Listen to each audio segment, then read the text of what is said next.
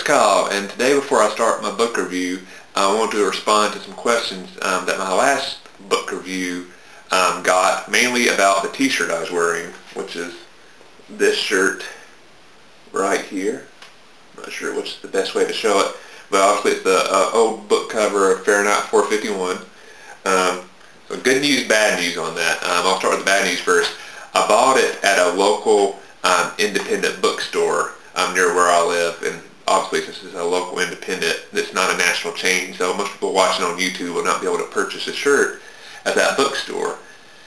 Good news side of it, I found the company actually makes these shirts, and they actually do have a website where they sell the Fahrenheit 451 t-shirt and many other book cover shirts. So good news, everybody will be able to go and find their shirt hopefully they'll like and be able to purchase off the website. The name of the company is Out of Print Clothing. I wrote down all the details so I wouldn't mess it up. Their website is outofprintclothing.com. They have several different shirts that they have, several different books that they have shirts for, and they're all representatives of old book covers. So a lot of them, like the Fahrenheit 451, has like the old library code on it, how it was categorized in the Dewey Decimal System and stuff like that. So it's a nice little touch like that. I just wrote down a few of the different books they have shirts for. The Great Gatsby, To Kill a Mockingbird, The Outsiders, Catcher in the Rye, Nancy Drew, Moby Dick, and like I said, many more. I didn't take the time to count them up all, but I'd say there's probably at least 20 or 30 different book covers they had shirts for. So it's a great selection.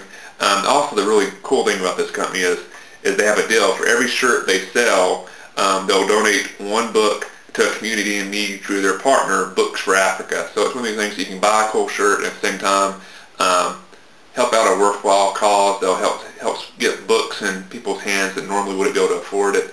So it's a great little, sounds like a great company. So I'd encourage you to check out outofprintclothing.com if you would like a Fahrenheit 451 shirt, or maybe you can find your favorite book. Hopefully they'll have a shirt for it.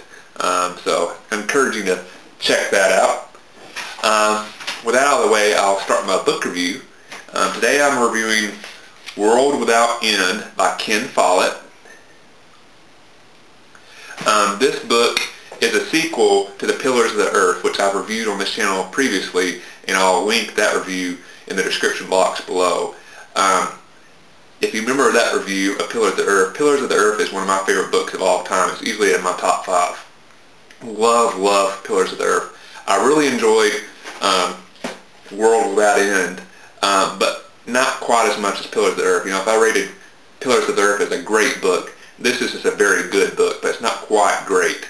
But I still think it's good enough to take the time to read. And the good thing about this book is also, you really don't have to read Pillars of the Earth to understand the plot of this book, because it doesn't really involve too much of the plot of Pillars of the Earth. Basically, how it works, it's set in the same town that Pillars of the Earth is, except it's 2 centuries later. So a lot of the characters in this book are, you know, their ancestors were the characters in the Pillars of the Earth. So they'll refer to some stuff in the Pillars of the Earth, but it's mainly like talking about their, you know, ancient family history, just alluding to somebody that was a major character. But no major plot points really revolve around what happened in Pillars of the Earth. So if you just read this book without reading Pillars of the Earth, you won't really be lost. I'd encourage you to read Pillars of the Earth anyway, because like I said, I love that book. But the basic plot of World Without End is, like I said, it's set in the same town as Pillars of the Earth, which is Kingsbridge, England. And Pillars of the Earth really revolved around the building of a cathedral. The same cathedral plays a huge part in this storyline. But the basic plot, which I'll describe to you now, is it starts off with 4 little kids. There's kind of like a festival going on in town at Kingsbridge, and they kind of go off into the woods that surround the town. They just kind of goof off and have some fun and stuff. And while they're messing around in the woods, they happen to stumble across a clearing where suddenly 3 men rush in. And one of the men is obviously being chased by the 2 others, and they get in a fight. 3 of the kids run off, but 1 kid stays behind, and he witnesses the one man actually be able to fight off and kill his 2 pursuers. But the man who, after the fight, he's aware of this kid being there. So first the kid's afraid he's going to get killed and stuff, but eventually the the guy's able to calm the kid down and stuff, and he asks for the kid's help because he's carrying a letter that he needs to be buried, but he's kind of in bad shape. So the kid helps him bury the letter, and he makes the kid promise, you can never tell anybody about this letter. It has to remain secret. And then suddenly the guy, runs off through the woods, and the kid has no idea what just happened. So this kind of mystery of what's this letter about, why was these two guys trying to kill this guy, it's a great mystery. So throughout the plot of this book, there's this little mystery about the letter in the background. With that in the background, the major event that's driving the action in this story is the plague. Basically what's happened, those 4 kids that were involved, that saw the 3 men, basically the book covers their life as they grow up and they become, adults in the town, and they all go off into different, career paths. One becomes really interested in becoming a soldier, another one is really interested in medicine, and so on and so on. In this background, the plague hits, and it really dramatically affects the town, their lives. I mean, it has a huge impact. So you kind of get this, I guess, the central idea of, how are people's lives shaped by a massive event like the plague. So you kind of get this little unique struggle, how different people react to, a crisis situation like this. Some become better people and try to help people. Others, the worst parts of their personalities come to the forefront when they're faced with a crisis like this. So it's a very interesting character study. And like I said, at the same time all this is going on, you have the background of what was the deal with that letter that was buried in the woods.